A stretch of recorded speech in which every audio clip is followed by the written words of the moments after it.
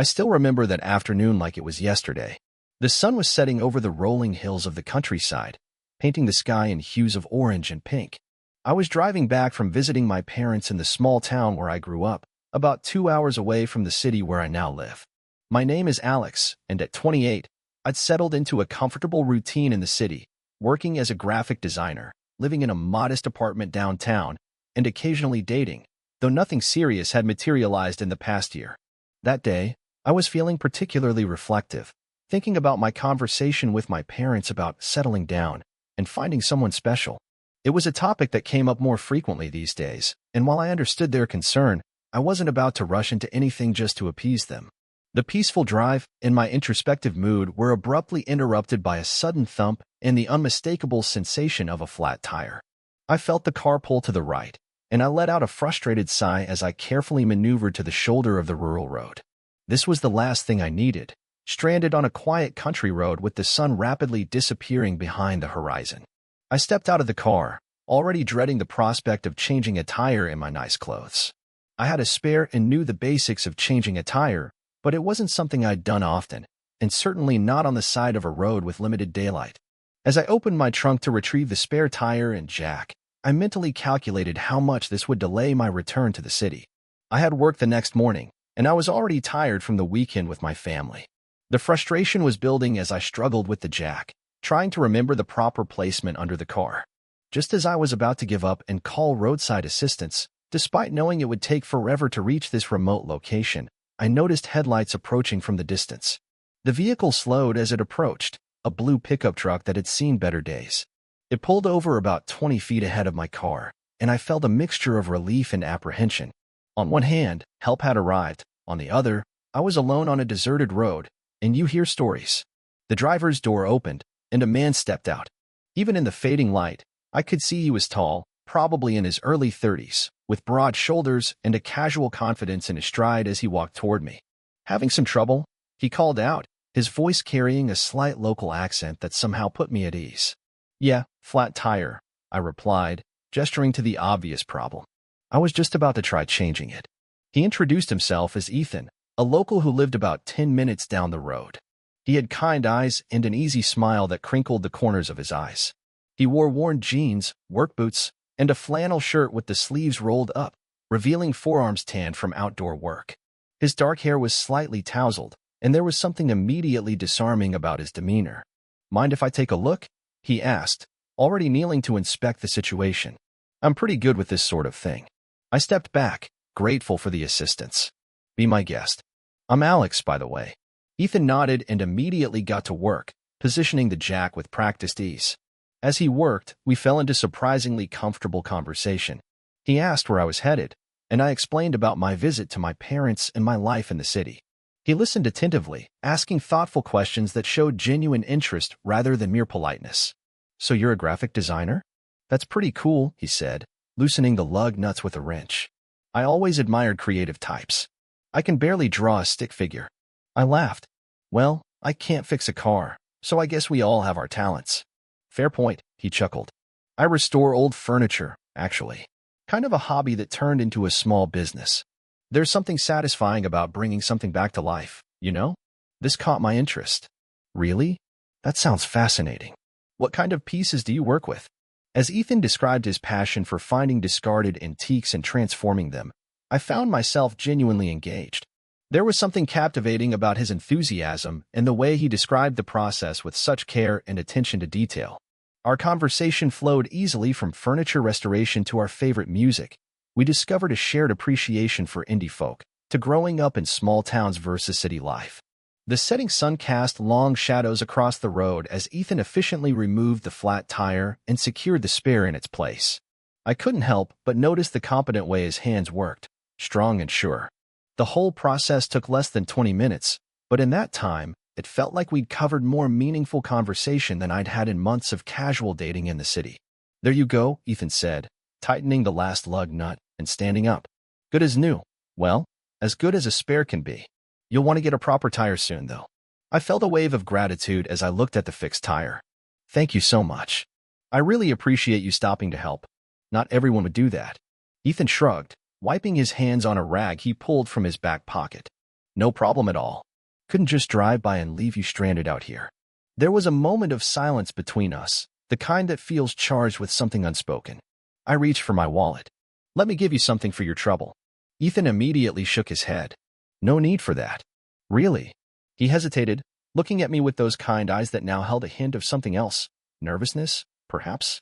But, if you're not in a huge rush to get back to the city, maybe you'd like to join me for dinner?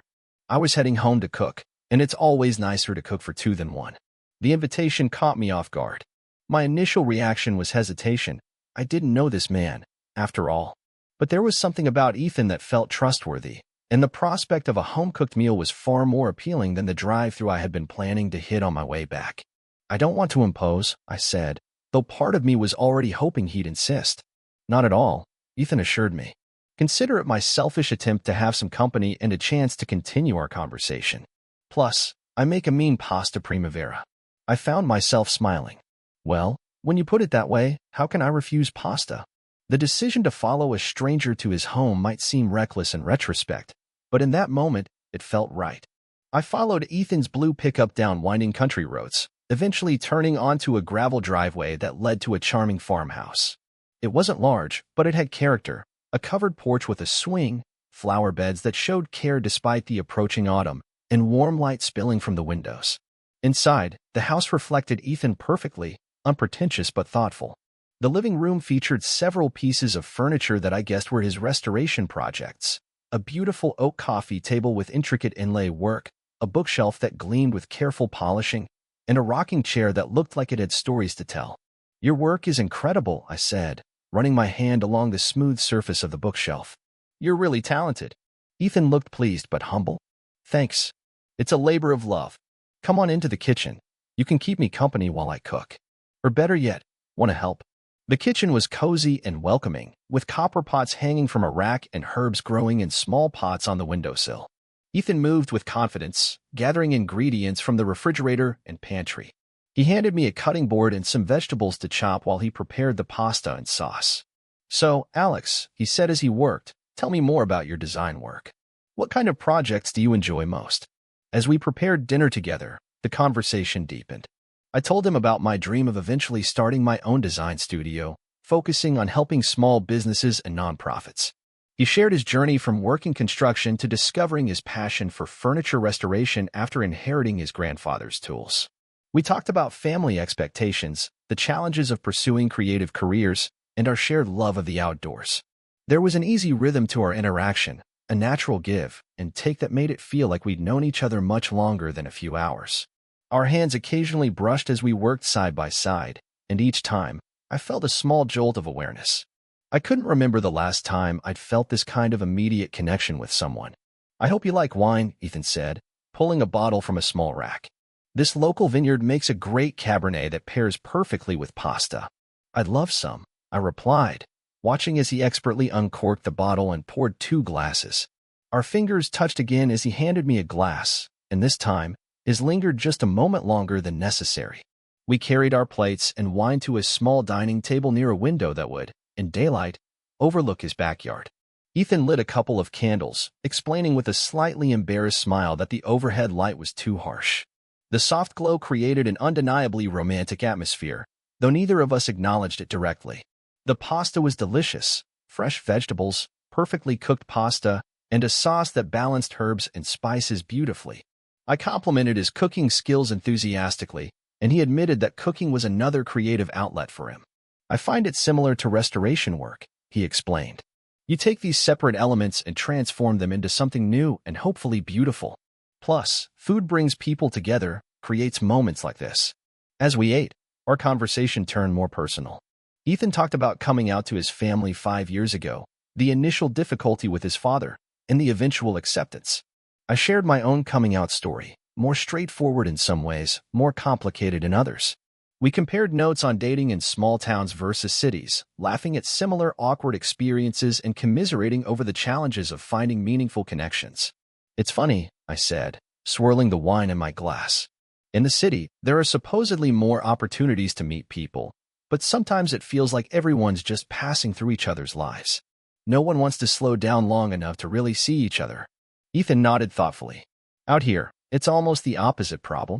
The dating pool is so small that you practically know everyone's life story before you even meet them. But there's something to be said for the pace of life. It gives you time to notice things, appreciate details. Like what? I asked, genuinely curious. His eyes met mine across the table. Like the way someone's eyes crinkle when they laugh genuinely.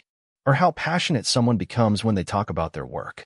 Or how a complete stranger can feel familiar somehow, right from the start. The air between us seemed to thicken with unspoken possibility. I felt a warmth that wasn't just from the wine spreading through me.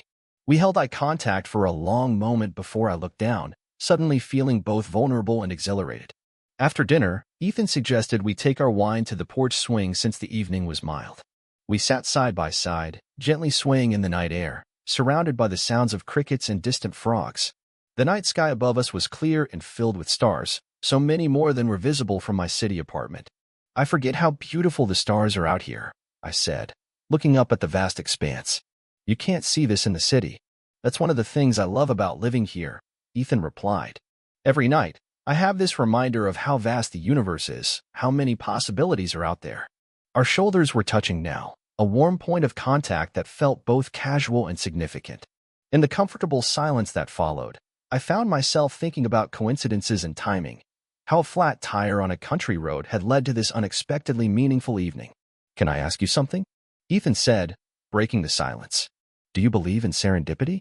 Those moments when something that seems like bad luck turns into something unexpected. I turned to look at him, our faces close in the darkness. I'm starting to, I replied honestly. What happened next felt both surprising and inevitable. Ethan leaned forward, hesitating just briefly enough to give me time to pull away if I wanted to. But I didn't want to. Instead, I closed the distance between us, and our lips met in a kiss that was gentle at first, then deepened with shared certainty.